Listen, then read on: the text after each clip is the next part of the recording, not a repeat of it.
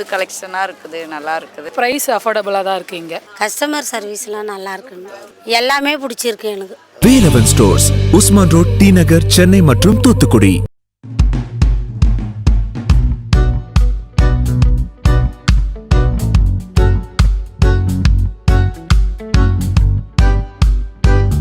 தேவருக்காக போடப்பட்ட மேடையில வெளிப்படையாக சாதியை சொல்லி பேசிருக்கீங்க. ஆமா, நீங்க ஏற்கனவே விசிகாவால சில பிரச்சனைகள் இருந்திருக்கலாம். அதுக்கு முன்னாடி விசிகால எனக்கு என்ன பிரச்சனை? என்னவே விசிகா பிரச்சனை?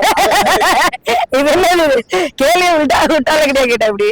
அதுதான் மாதவரம் அந்த இடத்துல கூட்டத்துல நடக்கும்போது அதெல்லாம் அதான் சொன்னேன். நான் பேசின பதிவு வந்து ஸ்டேட்டஸா வச்சிருந்த ஒரு அரசு ஊழியர் மேல வழக்கு போடுவோம்னு சொல்லி பயன்படுத்தி 10,000 ரூபாய் வாங்கிட்டு போயிட்டேன்.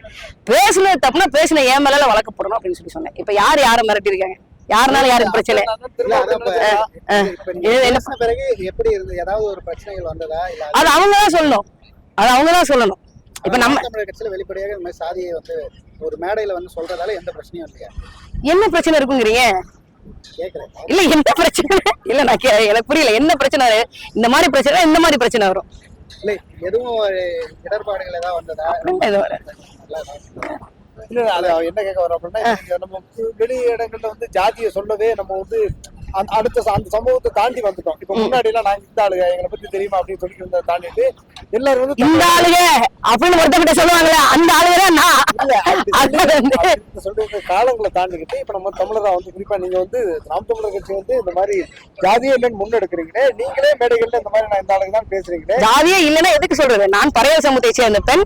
எனக்கும் தலைவர் வந்து பசுமன் முத்துராமலிங்க தேவர் தான். பசுமன் முத்துராமலிங்க தேவர் மட்டுமில்ல, இமானுவேல் சேரனாரும் அப்படிதான், பெருந்தலைவர் காமராஜர் அவர்களும் அப்படித்தான் பெருந்தலைவர் தான், தமிழர்களுக்கான தலைவர் தான் சொல்றோம். அப்படிதான் தமிழர் ஓர்மை வரும்.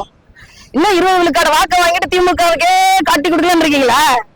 20 விழுக்காடு பேர் வந்து நான் இருக்கேன். எனக்கு தமிழ்நாட்டுல தமிழர்களுக்காக போராடி அத்தனை பேரும் முக்கியம். இதுல என்ன கொடுமை அப்படின்னா, தமிழர்களுக்காக தமிழ் தலைவர்கள் போராடி அத்தனை பேரும் உண்மையானவர்கள், நேர்மையானவர்கள். அது பசுமன் முத்துராமலிங்க தேவரா இருக்கட்டும், இமானுவேல் சேரனா இருக்கட்டும், காமராஜரா இருக்கட்டும், சுப்ராயன் அவர்களா இருக்கட்டும், நீங்க சுதந்திர போராட்ட வீரர்கள் திறன் சின்னமலையா இருக்கட்டும், மருதுவரா இருக்கட்டும், நம்மளுடைய பேரரசி வேலுநாச்சியார், எல்லாருமே தன்னுடைய கொள்கையில உண்மையை நேர்மையா இருந்திருக்காங்க. ஃப்ராடு பதில இங்கதான் திராவிடம் பேசிட்டு வரவங்க தான். அதைத்தான் நம்ம பேசுறோம். இதுல வந்து சாதியை சொல்றதுனால என்ன இடர்பாடு வரும்னு நினைக்கிறீங்க? எங்கள் அண்ணன் சீமான் அவர்கள் சாதியை சொல்லியிருக்கிறாரு.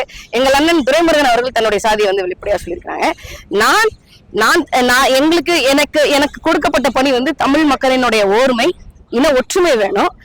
நான் இந்த சமூகத்துல இருந்து பேசுறேன் அப்படின்னு சொல்றதுல என்ன பிரச்சனை வரும்? இந்த பிரச்சனை இதுவரைக்கும் வந்தது இல்லை. இருக்கிற எல்லா பிரச்சனைகள் வந்தாலுமே அதுக்கு பயப்படக்கூடிய ஆளுநர் கிடையாது.